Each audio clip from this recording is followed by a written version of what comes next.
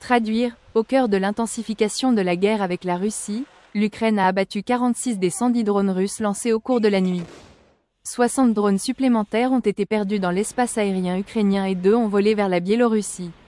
Les forces russes ont également lancé 3 missiles au cours de l'attaque de nuit, en plus des bombes aériennes guidées. D'autre part, les systèmes de défense aérienne russes ont détruit 13 drones ukrainiens au cours de la nuit dans les régions frontières de l'Ukraine. En même temps, selon le département d'État américain, les troupes nord-coréennes ont commencé à s'engager au combat aux côtés des forces russes.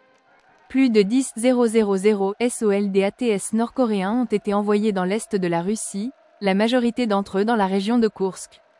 Loin du champ de bataille, les deux nations travaillent à renforcer les affaires internationales.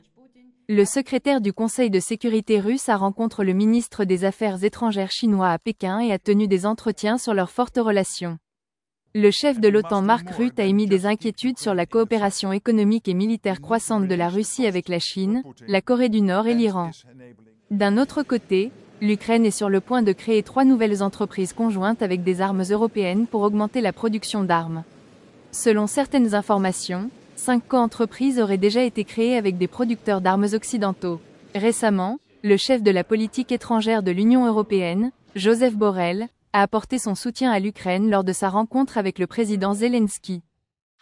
And we from the European Union, we have been trying to supporting you as much as we could, maybe not as much as needed, but doing a great effort that brings the European Union to the first support of Ukraine.